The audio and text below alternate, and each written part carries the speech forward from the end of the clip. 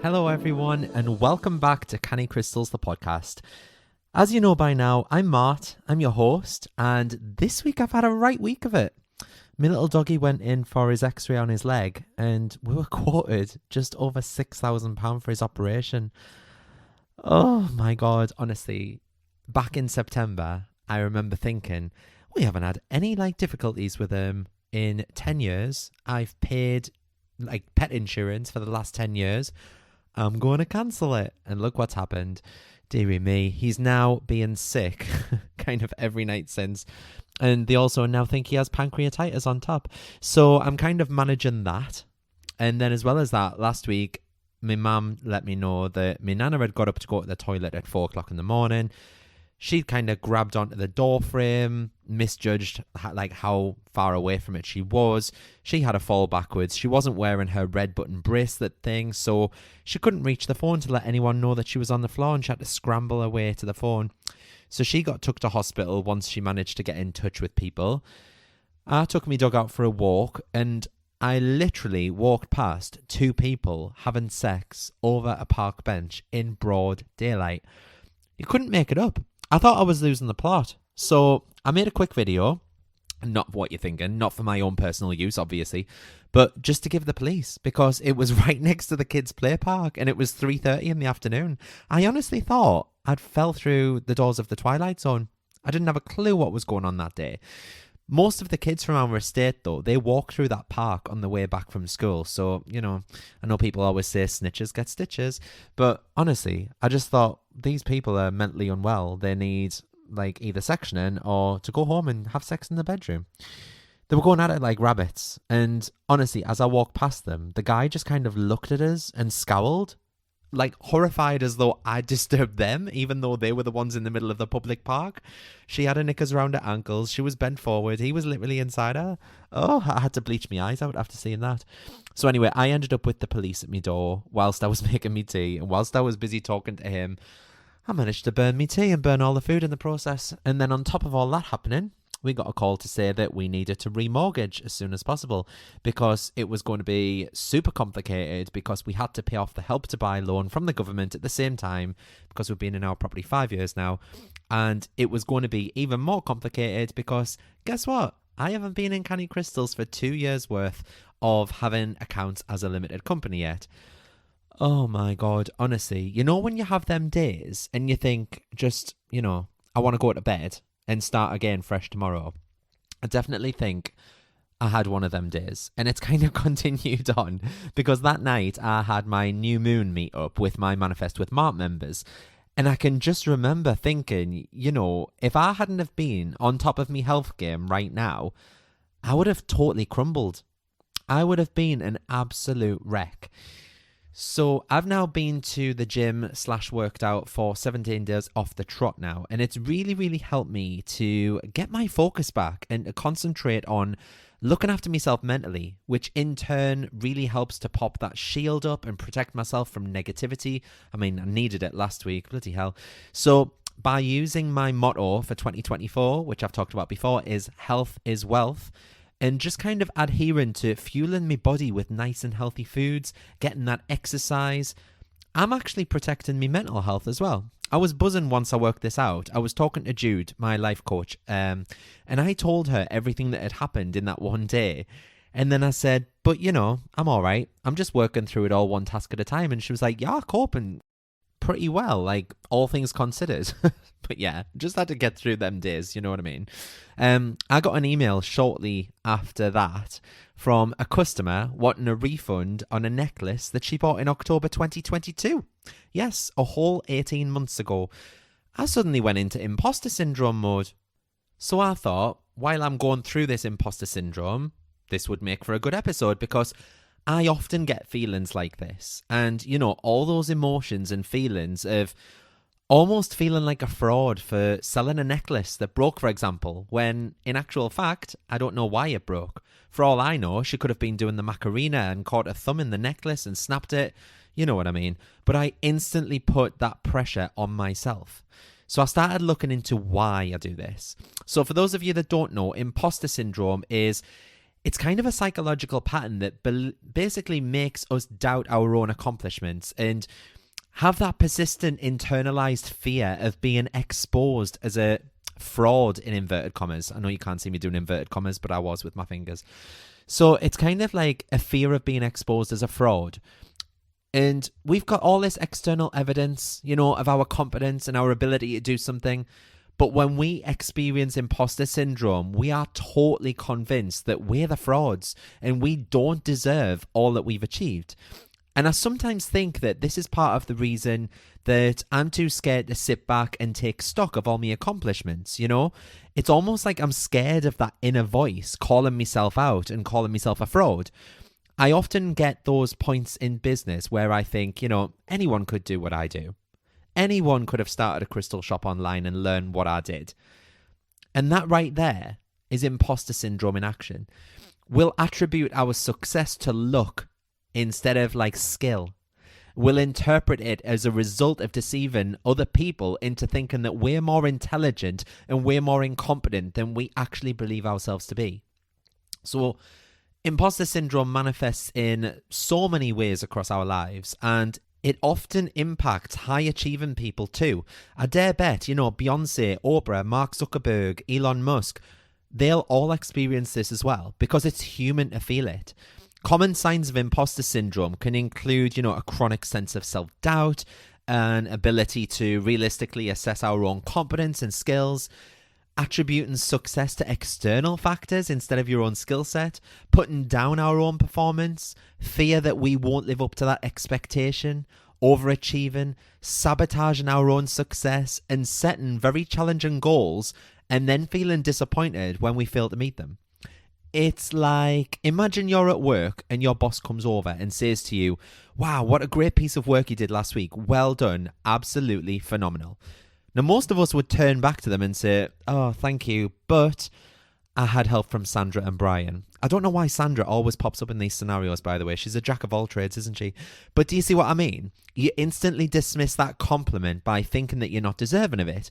So you've said, "Oh, thank you, but..." There's always a but there. And it's always because you're taking that compliment, but then you're like, "Oh, I don't deserve this," because it feels weird inside. "Wow, what a beautiful dress you've got on." "Oh, thanks. This old thing, I've had it for years. I only paid £5 for it from Primark." See what I mean? Stop putting yourselves down. Imposter syndrome really, really hinders us from manifesting our dream lives in so many ways. Because first, it's going to breed a cycle of constant overachievement and stress.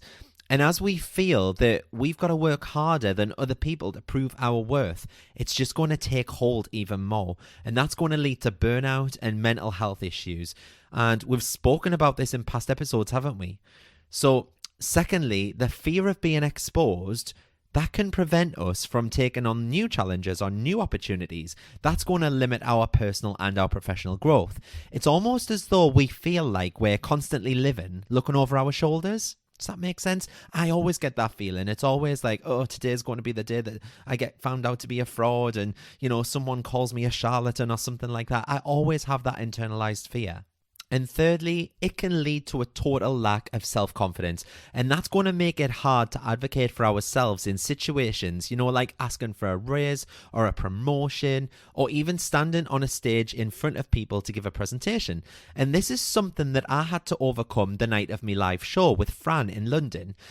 I was having a panic backstage thinking, who in the right mind is paid to come and see me sit on a stage and talk for 2 hours? Like, who are these people? They've obviously meant to just book something else and they've ended up here by mistake. And that's the internalized monologue that goes on inside of your head as all these thoughts are coming to the forefront. Imposter syndrome significantly affects how we show up in our life. That includes in personal development, in career growth, even social interactions with friends and family. It can really shape our behavior, our choices, and our overall outlook on life in so many ways. So let's look at our career growth and work environment as a first example. So in your workplace or in a professional setting, whatever it is that you do for work, people with imposter syndrome might shy away from seeking promotions or challenging projects due to fear of not being good enough. They might overwork themselves just to prove their worth, but that's just going to lead to burnout. That's then going to hinder their career growth, and that's going to then prevent them from reaching their full potential. And then additionally, they might be reluctant to voice their opinions on ideas, and that's going to impact the team dynamic and innovation. So even in personal development, imposter syndrome can rear its ugly head at any given point. People experiencing imposter syndrome will often struggle with a lack of self-confidence, and that's going to lead to a reluctance to try new things or take risks that are crucial for personal growth. They might even start to avoid certain situations where they're not guaranteed success, and that's going to limit their experiences and their personal development.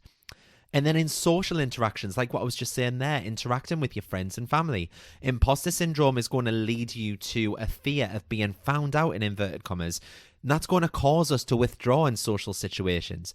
We might avoid talking about our accomplishments, or we might even deflect compliments like I just did before, talking about the dress. And that can be perceived as false modesty or a lack of confidence.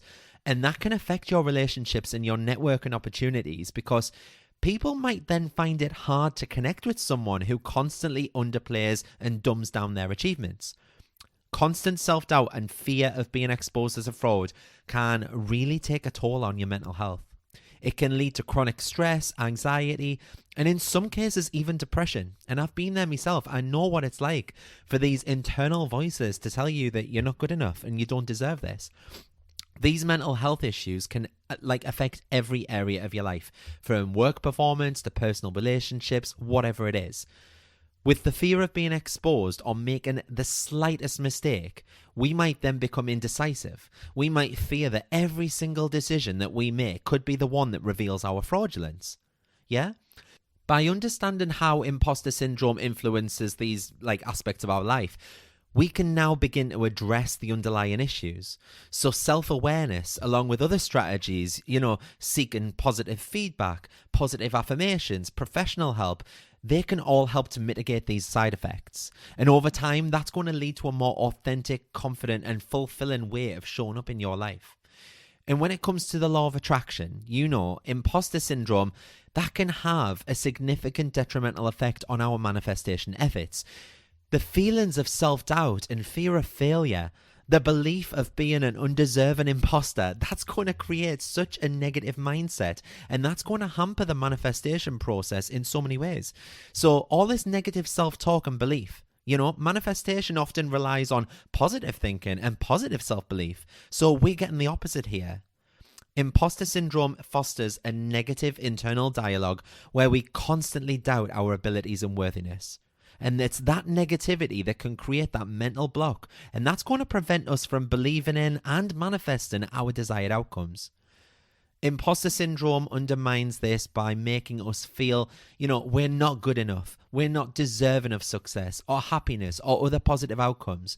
And it's that feeling of unworthiness that can be such a significant barrier to manifesting our goals. Now, this is quite interesting because individuals with imposter syndrome might fear the very success that they're trying to manifest. They may subconsciously sabotage their efforts due to a huge underlying fear that achieving their goals would only increase the risk of being exposed as a fraud. I'm sure we can all relate to that, yeah? So we might want our own business, but then we might be scared, that if we do get our own business, we're going to be exposed as a fraud because we've only recently qualified, or we don't feel as though we've got the relevant life experience to have a business in the first place. So manifestation isn't just about positive thinking. It also requires taking those aligned actions towards our goals. The self-doubt and the fear of failure associated with imposter syndrome, that can lead to procrastination or inaction, and that's going to prevent us from taking those necessary steps to realize our dreams. That constant stress and anxiety of feeling like an imposter, that can create such a negative energy field around us. And then that can attract more negativity into our lives. That can create a self-fulfilling prophecy where our negative beliefs are then reinforced by our experiences. And it can also make it difficult for us to envision ourselves as successful or happy or fulfilled. And that's a crucial step in the manifestation process. We need to be able to visualize that success, that happiness, that joy, that abundance. Yeah? So that moves me nicely onto what can we do to overcome that imposter syndrome. So I'll use my experience of being sat backstage at the Barbican with Fran, waiting to be called to go on the stage. Other than needing, the 37 toilet breaks an hour that I had, drinking so much water, I may have been a goldfish and all the rest of it, I did breathe through it and I thought of a few things that could help. So the first was to acknowledge the feelings. So I sat with Fran and I just simply, just recognized the thoughts and the feelings of imposter syndrome and just understood that they are a common experience and we all face them from time to time as human beings. It doesn't make you weak and it certainly doesn't make you a fraud just to accept them. And then also to share your feelings as well, because while I was sat backstage with Fran, I actively came out 30 minutes before going on stage. I think it was like 7 o'clock. We were due to go on stage at 7:30. And I held her hands and I just went, I am shitting bricks. And she replied, I know, I can't stop going to the toilet. My heart is raging. Simply just talking about those feelings with, trusted friends, mentors, colleagues, that can often lead you to finding out that other people feel the same way. They have similar feelings. You're not going through those emotions alone. Fran was shitting it as much as I was. So you can try to objectively assess your skills and achievements as well. That's another great way. So collect and reflect on positive feedback. This is something that I often do because this can help counter feelings of inadequacy. So I often check, my podcast ratings and reviews, because reading those, what you write to me every single week, it cheers me up something rotten and it makes me feel as though, because I feel a bit disconnected from you lot, because I'm obviously just talking into a microphone and then you guys listen to it. So when you leave a review, I'm like, oh my God, that episode actually helped someone and it brings it to life for me. So please, if you haven't already, go and leave a review. Just putting that out there. So there I am at the Barbican, sat backstage, feeling totally, unqualified to throw myself out onto that stage. And I thought, let's take a look at some of the feedback I got from the last talk that I gave. So when I did the talk before, I created myself a photo album on my phone and I filled it with screenshots of messages that I got after that last talk from the people that were in the audience, and that just gave me such a boost of confidence, and it allowed me to realize that the fear I had of putting myself out there, that was just totally my inner voice. It was imposter syndrome talking. It wasn't actually factual. Another way to overcome all of this is to stop comparing yourself to other people. So everyone's paths and abilities are, in the words of Beyonce, unique. Focus on your own goals and achievements. If you compare your chapter 1 to someone else's chapter 91, it's not a like-for-like comparison. And naturally, you're going to feel crap about yourself. So getting back into the gym, for example, there are so many lads in my gym that are ripped to shreds, muscly as hell. And then there's me, with a gun hanging over the top of my shorts, giving myself black eyes with my moobs every time I get on the treadmill. I could feel awful about that whole situation, comparing me being back at chapter 1 again to them being at chapter 100, but I'd be silly to. What's the point in that? I'm not comparing like for like. They're on a totally different journey to me, and for all I know, they could spend every minute of every day in there, and most of them do. They might not have a business to contend with. They might not have a family to go and see. That could just be their way of escaping and working on themselves. Another way to overcome imposter syndrome is to just simply accept that perfection is unattainable. Making mistakes and not knowing everything is part of being human, and it's a key component of growth as well. Like, not every part of life is going to go the way that we want it to. And that's okay. It doesn't all need to be scripted in a specific way. We all go through things in life to learn along the way. You could even develop a bit of a healthy response to failure and mistake making. Understand that failure and mistakes aren't just setbacks, they're opportunities for growth and learning. And I'll say it louder for the people at the back, celebrate your successes. Take time to celebrate your achievements, because no matter how small they may seem, they are significant. That's going to help drown out that inner voice telling you that you aren't good enough, because you're going to be able to see that there's actual fact behind your wins. You are good enough. By addressing that imposter syndrome, you can better embrace your achievements. You can open yourself up to new opportunities and experiences. And that's going to move you closer to manifesting your dreams. Overcoming imposter syndrome, it's a huge process, don't get us wrong, and it's going to involve all that self-awareness, self-compassion, all those practical steps that I've just talked about to challenge and change that negative thought pattern that it creates. So understand what it is. Recognize how it manifests in your thoughts and behaviors. That's crucial because that recognition is going to help in distancing yourself from those negative thoughts. Is it a certain trigger? Is it a certain situation that, triggers these emotions within you? Assess your competencies and skills objectively. Like I said, make a list of your skills and achievements. Regularly update these. Have them on your phone as a photo album, like what I was saying there about having feedback on your phone.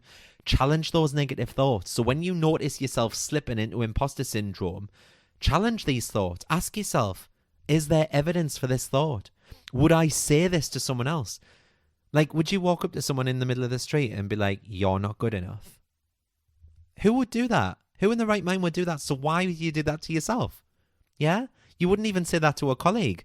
You're not good enough. Can you imagine saying that to a colleague? You'd get fired for a start. Well, I don't know if you get fired, but you'd probably get a disciplinary. Do you know what I mean? It's a bit condescending. But I wouldn't even say that to my partner. I wouldn't say that to any of my family members. You're not good enough. It's such a degrading thing to say. So why do we say it to ourselves? Reframing your thoughts to be more realistic and balanced can really help to break the cycle of that negative thinking. And just remember, above all else, I will preach this till the cows come home, be compassionate, be kind to yourself, recognize that no one is perfect. It's okay to have those limitations, and practicing self-compassion can help to mitigate those feelings of inadequacy as well.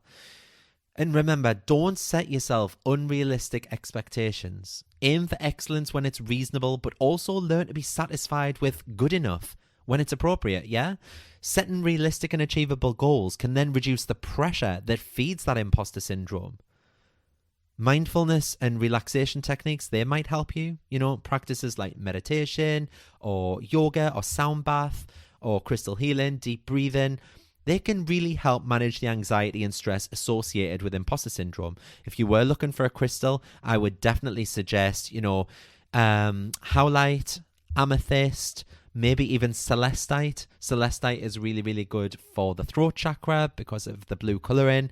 So that would be an amazing crystal for you to get that would really, really help you release that anxiety and stress and still have a voice and get your voice out.